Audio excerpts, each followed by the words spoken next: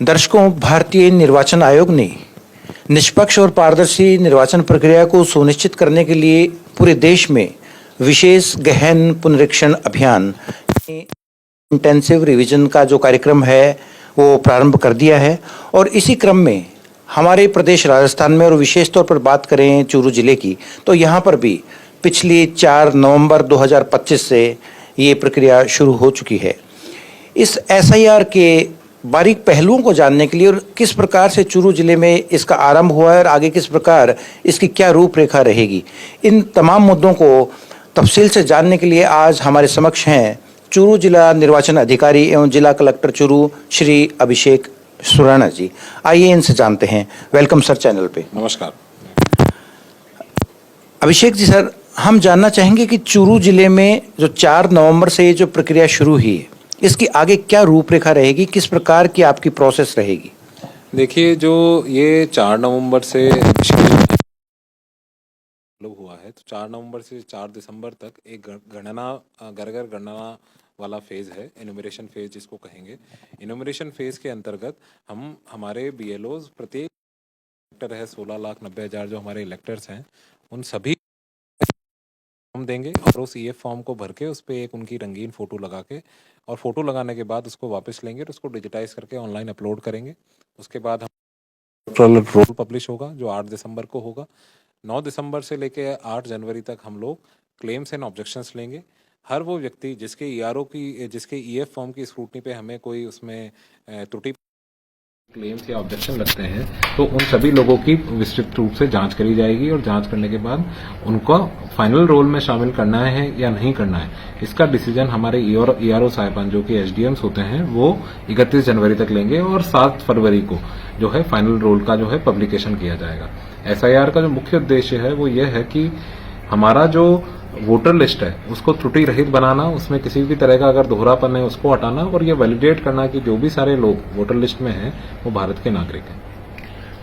सुराणा जी, आम पब्लिक में ये धारणा है कि जो आपने कट ऑफ डेट 2002 की वोटर लिस्ट रखी है, ऐसा हो अगर कि 2002 में उसका खुद का नाम ना हो और उसके माता पिता का भी नाम ना हो, तो उस कंडीशन में क्या हो? देखिए, ऐसा होने की संभावनाएं बहुत कम है कि किसी व्यक्ति का नाम 2002 की वोटर लिस्ट में पूरे देश में कहीं पे भी ना हो। ये बहुत ही इसकी संभावनाएं न्यून के बराबर है, लेकिन ऐसी संभावना फिर भी हो सकती है कि ऐसे लोग हो सकते हैं जिनका नाम 2002 की लिस्ट में भी नहीं होगा।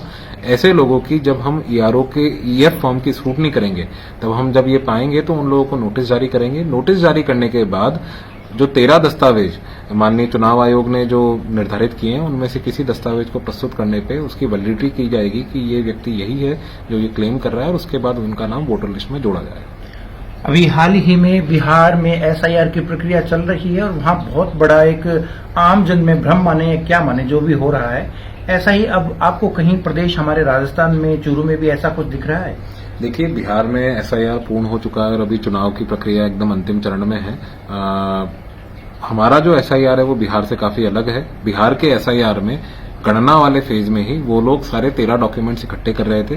राजस्थान में ऐसा बिल्कुल नहीं है।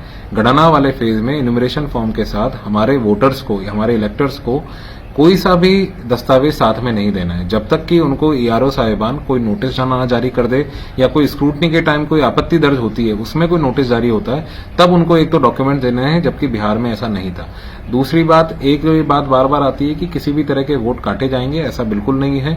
अगर आपकी वेरिफिकेशन होती है और अगर आपका वैलिडेशन होता है कि आपका नाम वोटर लिस्ट में त्रुटि रहित है और सही है और एक ही जगह पर है, तो किसी भी तरह के कोई वोट नहीं काटे जाएंगे।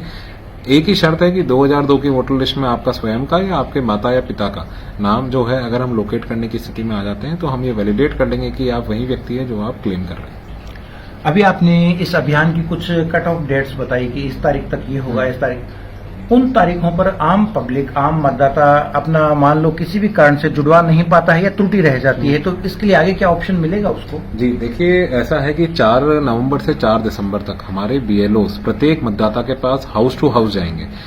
व्यक्ति को कहीं नहीं जाना है, व्यक्ति को अपने घर पे ही रहना है। हमारे मतदाता, हमारे बीएलओस उसके पास जाएंगे और कोई अगर नहीं मिलता है तो 3 बार जाएंगे, 3 बार के बाद भी अगर कोई नहीं मिलता है तो उसके पास ऑनलाइन भरने का ऑप्शन है, वो ऑनलाइन भी भर सकता है। अगर व्यक्ति कहीं विदेश में रहता है तो ऐसे में उसके माता या पिता जो यहाँ रहते हैं या कहीं दूसरे देश में रहता है तो वो उसकी जगह जो है फॉर्म को साइन करके भी दे सकते हैं। तो ऐसे में ऐसा जरूरी नहीं है कि आप स्वयं वहां पे होके साइन करें, ऐसा भी जरूरी नहीं है कि आज आप नहीं है तो आपका मौका चला गया। बीएलओ 3 बार आपके पास आएगा और उसके बाद आप कर सकते हैं। तो दूसरी बात की जो 16,90,000 वोटर्स हैं, ये हमारा दायित्व है कि हम उन तक रीच आउट करेंगे, उनको कहीं हमारे पास आने की जरूरत नहीं पड़ेगी।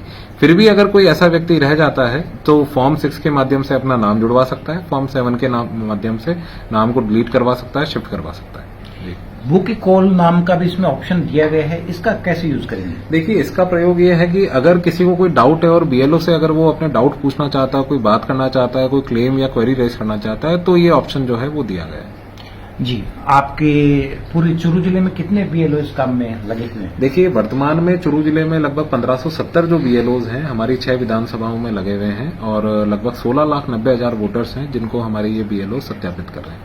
जी, आम पब्लिक में ये भी है कि हमारा नाम किसी भी कारण से कट जाएगा या इसमें हम अपने जो भी डॉक्यूमेंट्स मांग रहे हैं नहीं दे पाएंगे, जबकि वो वास्तव में अपने आप को यहाँ का मतदाता मान रहे हैं, तो उसके लिए क्या कुछ रहेगा? देखिए, मैंने स्पष्ट किया कि हम किसी भी तरह का कोई दस्तावेज आपसे नहीं मांग रहे हैं। हमने कहा कि इन्यूमरेशन फॉर्म में अगर आज की वोटर लिस्ट में आपका नाम है तो हम आपको इन्यूमरेशन फॉर्म देंगे और आप उस इन्यूमरेशन फॉर्म को वापस बस हमें साइन करके और अपना रंगीन फोटोग्राफ लगा के हमें वापस दे देंगे। आपको किसी भी तरह का कोई भी डॉक्यूमेंट इन्यूमरेशन फॉर्म के साथ नहीं देना है, मैं ये बार बार दोहरा रहा हूं।